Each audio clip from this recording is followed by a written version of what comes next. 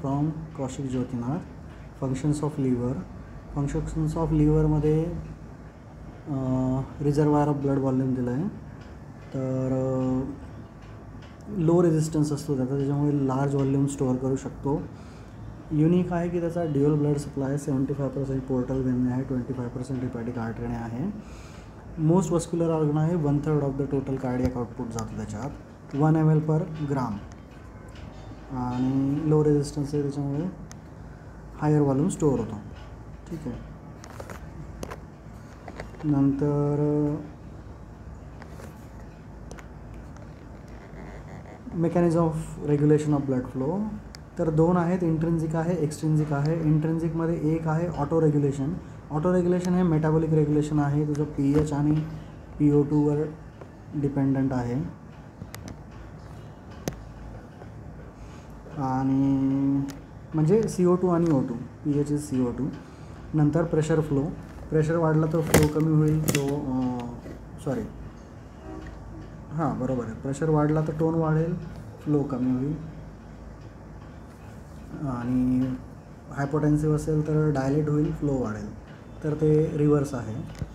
आणि सगळ्यात महत्त्वाचं आहे HABR. Portal vein is inversely proportional to hepatic artery. तर समजा हिपॅटिक आर्टरी फ्लो देत नाही आहे तर पोर्टल व्हेनचा फ्लो वाढेल. हे सगळ्यात महत्त्वाचं आहे.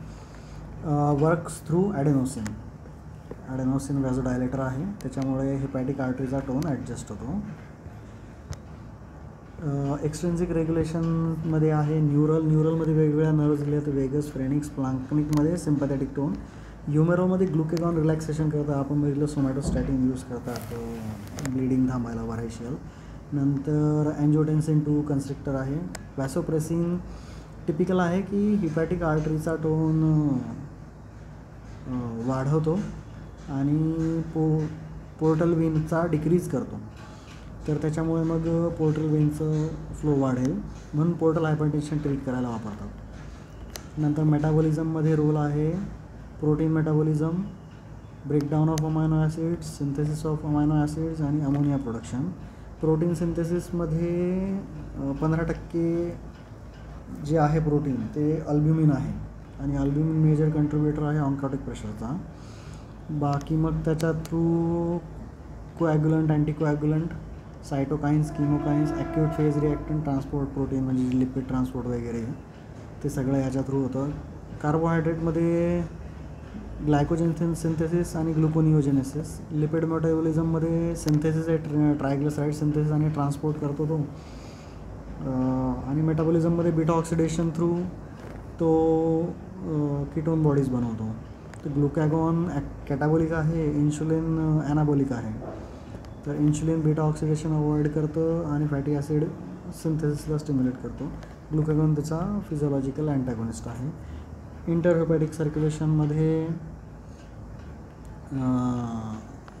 जे आहेत आपले बाईल ॲसिड्स कोलेस्ट्रॉलपासून बनतात आणि ते ॲब्सॉर्प्शन करतात सर्व जे फॅट्स आहेत. मग फॅट आणि fat soluble vitamins. Secrete into duodenum, absorbed in terminal ileum. Procoagulant आहेत एक्सेप्ट 3, 4, 8 आणि केवर डिपेंडंट आहे 2, 7, 9, 10 हे कोॲग्युलंट आणि CNS अँटीकोॲग्युलंट. रेग्युलेटर्स ऑफ कोॲग्युलेशन आहे CSZ, प्लाझ्मिनोजेन ॲक्टिवेटर इनिबिटर आणि अँटीथ्रॉम्बिन 3. नंतर फंक्शन आहे बिलिरुबिन मेटाबॉलिझम. हिम डिग्रेडेशन प्रोडक्ट बिलिरुबिन, त्याला तो ॲक्टिवली ट्रान्सपोर्ट करतो, कॉन्ज्युगेट करतो आणि सिक्रेट करतो बाईलमध्ये. नंतर एंडोक्राईन फंक्शन आहे. अँजिओटेन्सिनोजेन तिथे बनतं, थ्रोम्बोपोएटिन बनतं आणि इन्शुलिन लाईक ग्रोथ फॅक्टर. T4चं T3 होतं आणि T4चं डिग्रेडेशन पण होतं. म्हणजे T4ला ॲक्टिवेट पण करतो, डिग्रेड पण करतो.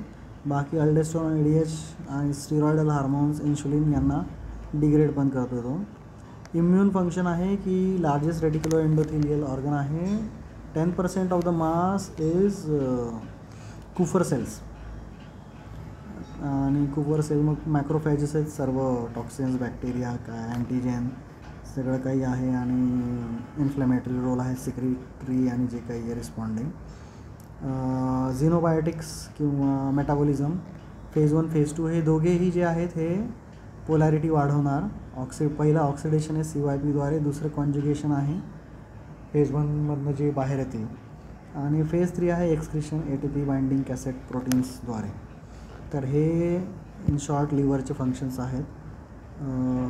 Reservoir of blood volume, metabolism, interhepatic circulation, coagulation, bilirubin, endocrine, immunity आणि झेनोमेटाबॉलिझम.